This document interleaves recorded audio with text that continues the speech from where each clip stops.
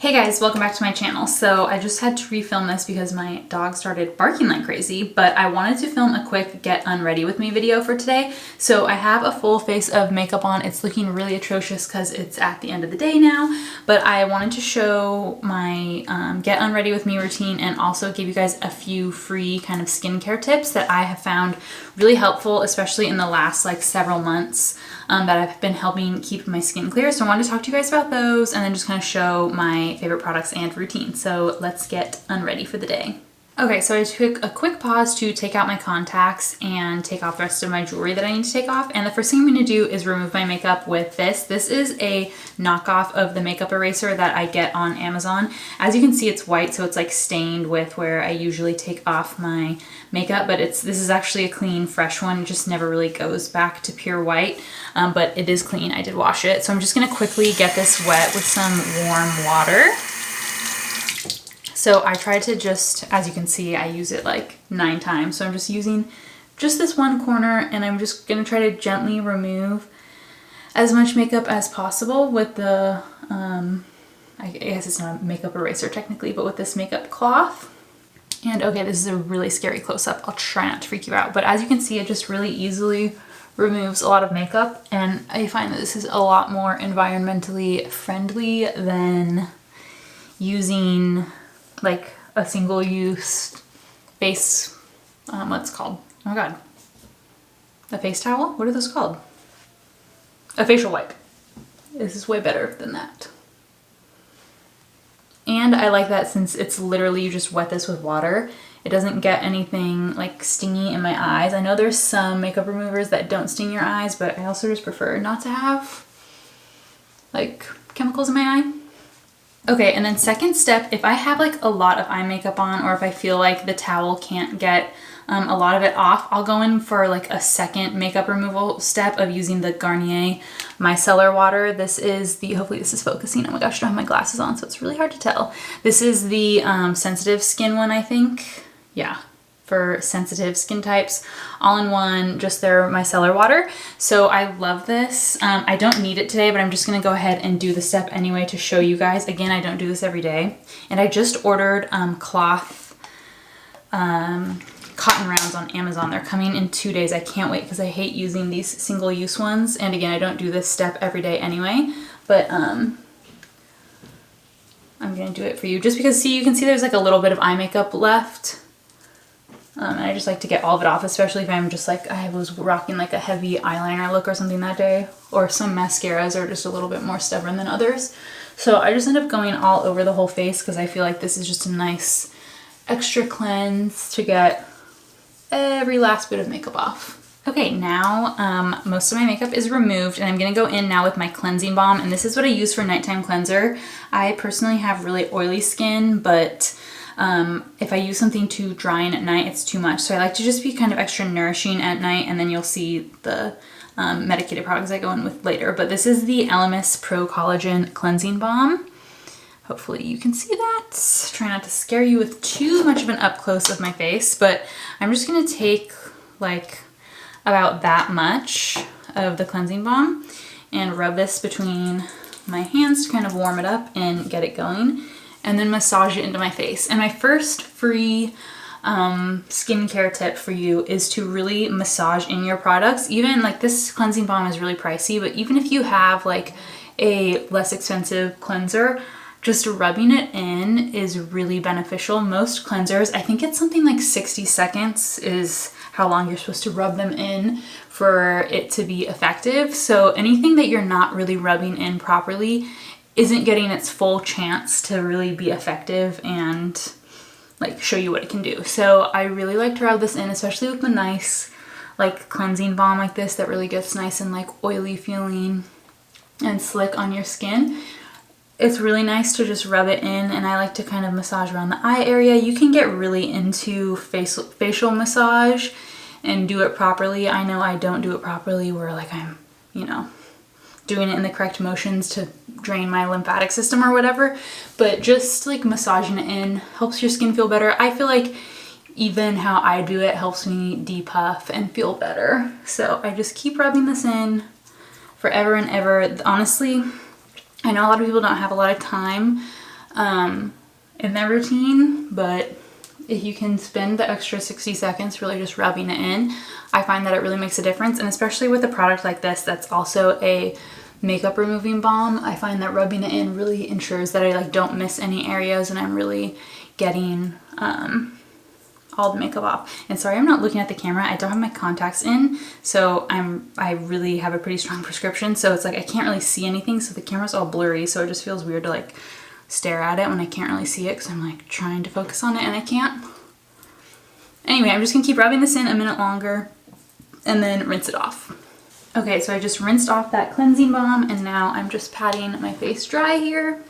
And it's time to move on to the next step, which I always do eye cream first, which I know is not popular, but I do that because I don't like to apply like any sort of stronger medicated product and then have to like wash my hands and then apply an eye cream. And I feel like even if I use freshly washed hands when I'm rubbing the area, like I just feel like I end up dragging the medicated product into my under eye area and my skin's really sensitive, so it gets irritated really easily, and I just like to avoid that, so I do eye cream first.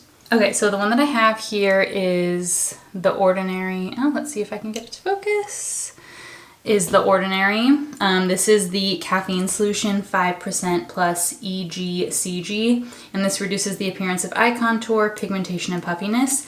And I've mentioned this, I believe, in a favorites video, and I just take one drop on my ring finger like that and spread it between the two and then tap it under my eyes. And I recently found out that this is in fact an eye serum, not an eye cream. So you're meant to apply this and then apply like a more moisturizing or like thicker eye cream on top. But personally, as I mentioned, I have oily skin and like a thick eye cream just doesn't agree with me. And I mean, I'm pushing 30, I'm at the point where I need to be definitely using like a preventative anti-aging eye cream. But every time I use one, they're just too greasy and it always makes my eye makeup run. Even if I only use the strong eye cream at nighttime, it still just keeps that area of my skin too greasy and it ruins my eye makeup, and I just can't live with that. So this eye cream right now is perfect for me, and it feels just a little tacky, but once I put all my other products in, I find that it really does end up feeling moisturizing. So anyway, that is step one. And then the reason I invested in those reusable cotton pads is because I got really into this product. This is the Ole Henriksen Glow 2.0 Dark Spot Toner, which I know people like rave about. I think this is my second bottle of it. The only thing is like the top is really hard to click open, but I've been applying this every night, and again, I just don't like using these cotton pads, so don't worry, the reusable ones are on the way. But I just go ahead and get the cotton pad wet with that and rub this in. And this, I feel, has just really helped diminish these scars that I have on my cheeks and on my chin area here. And I really rub this in. It says you're supposed to rub it in circular motions. So I really work it into my problem areas here, or like I have this sit in between my eyes right here, which is just really brutal looking. So I'm gonna make sure I get some extra on there and just really rub this all over the face. All right, after I let my toner sink in, I'm gonna move on to my next step. And this is my second free makeup, or not makeup, free skincare hack.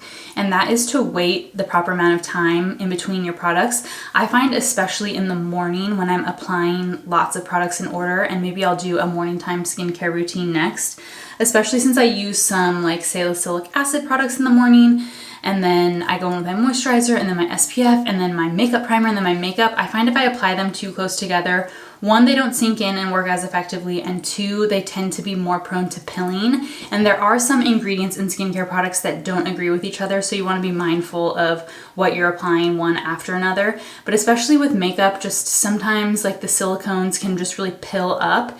And I find that that happens way more frequently if you don't allow the proper amount of time for each layer to sink in. And a lot of us, like, of course, don't have time in the morning, but I honestly like prioritize giving enough time in between my skincare steps. Like, I'll apply one product and then I'll brush my teeth, and then I'll apply the second product and then I'll go start breakfast, and then I'll come back and apply the third product, and then I'll get dressed, and then I'll, you know, start my makeup once everything's kind of sunk in. So That's what I do in the morning, and at night now I apply my toner and I just wait. This at nighttime I'm usually more tired, so I don't wait as long, and my products at night don't really have bad interactions with each other, so I don't have as big of a problem. But in the morning it's really important as well. But oops, I just unscrewed the top. But this is the Insta Natural Organic Rosehip Oil. I just buy this on Amazon. The brand doesn't matter. This is just a nice affordable one that I get on Amazon, and mine's almost empty. Oops, that was a lot. But I just pour some of this onto my hands. And I love rosehip seed oil because it's super moisturizing. It does not clog my pores, and it's really good for helping with hyperpigmentation and acne scarring, which obviously is a main concern. And I've really lately been focusing on rubbing it down my neck, and again taking my time to really rub it in because I find that helps it work better, just like with the cleanser. And I've also really been focusing on my neck because, like all of us, I have social media neck, so I'm starting to get those lines in my neck from like looking down at devices all the time. So really just trying to keep that area moisturized as a preventative measure. Okay, so my face is nice and shiny, doused in oil, and then I just rub the excess on the back of my hands because that's another area where you really need to be concerned about anti-aging. I used to have this hand cream that I loved. It was a Jergens BB hand cream, and it had SPF in it, and I loved it because just I don't want the back of my hands to look old, and now I just can't find a good affordable hand cream with SPF. So let me know if you have one that you like. I'm in the market. And then I'm just gonna wait a few more minutes and then apply my final step, which is a medicated step. So I have a prescription for Epiduo. I won't show you guys because not everyone obviously has a prescription, but I do apply just one pump of that. It's just a gel all over my face as a final step, and that really keeps my acne at bay. But if you don't have a prescribed acne medication like I do, which probably is most of you, then this is when I would do a final step of like a retinol or any other kind of, like maybe a vitamin C or whatever you're into that's gonna help with your specific skin concern. I would apply that now. So I'm gonna go ahead and, like I said, wait a couple minutes and then apply my last step.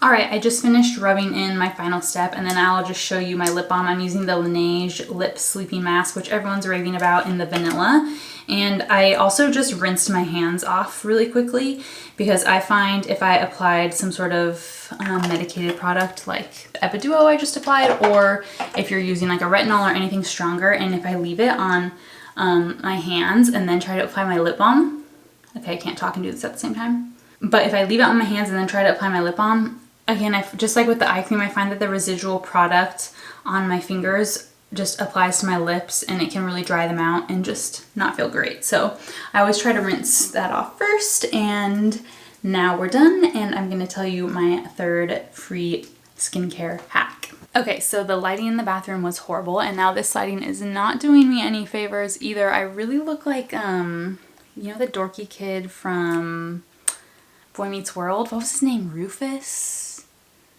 You know who I'm talking about? That's what I look like right now. Anyway, I'm nice and shiny for my skincare, but my skin is nice and clean now.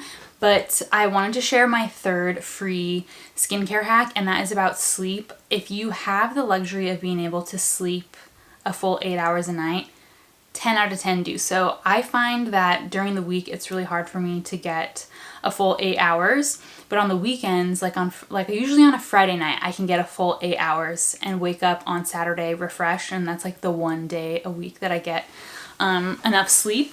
But when I prioritize it and when I get it on that one day a week, I wake up the next day and my skin is flawless. Like I never have a breakout. It's not flawless, but it's just always so much better, and you really just do need that beauty rest. So I just wanted to throw that out there because I find that a lot of people that are struggling with acne and other like skin ailments, a lot of times it's just your body needs rest, and that's so annoying to hear. If you like have chronic acne, definitely go to the dermatologist. I've been on Accutane, I've done it all. Sometimes you need that, and there's nothing else that's gonna help. Like all these other, you know, stupid hacks that people talk about on the internet aren't gonna help. Like you need medical help, you know? I've been there. I'm obviously still using a prescription acne cream, so I still need it. But I think these other things really help supplement, and if you're not someone that struggles with like an insane, you know, skin condition or insane acne like I've had in my past, then I think these little tips can just help your skin look like healthier and clearer overall. So I would say the first one was to make sure you're massaging in your products, especially a cleanser. Just spend that extra time really massaging it into your skin and making sure everything's clean. It helps depuff your face, and I think it just really helps the effectiveness of the product to really massage it in for enough time, giving the product enough time to work. Sometimes if you just splash soap on your face and splash water right away, it's like it was only on your skin for 0.2 seconds. How effective can it really be? And then the second tip was to wait a few minutes in between each product to give them a chance to sink in and really absorb, and also just like be their most effective. I think this really helps, especially with more medicated products. You definitely need to give your skin time to absorb it before it's ready to absorb the next product. And then finally, just try to get a full 8 hours of sleep. I find that sleep is the number one thing that affects my skin the most. I think sleep and some of the supplements that I take really make a huge impact in my skin. Diet, I notice little changes with like certain things. Like if I eat way too much sugar, have way too much caffeine, I'll definitely have a breakout. But like removing dairy, removing gluten doesn't really have like a catastrophic effect on my skin as much as sleep and some of these other supplements really do. So those are my free skincare hacks that you can do at home with no money and just using the products that you already have. Hopefully you all have the luxury of getting some more sleep. I strive to get the 8 hours. I know it's not possible for everyone, but if you can, your skin will thank you for it. So those are my free skincare hacks, and also I hope you guys enjoyed getting unready with me today. Please leave me a comment down below and let me know what kind of videos you'd like to see next. I had some great feedback on my last vlog, so thank you guys so much for commenting. And I got some good feedback there of things that you guys would like to see more of on my channel, so I'm working on that, and let me know any other suggestions you guys have. Again, thank you so much for watching, and I'll see you in my next one.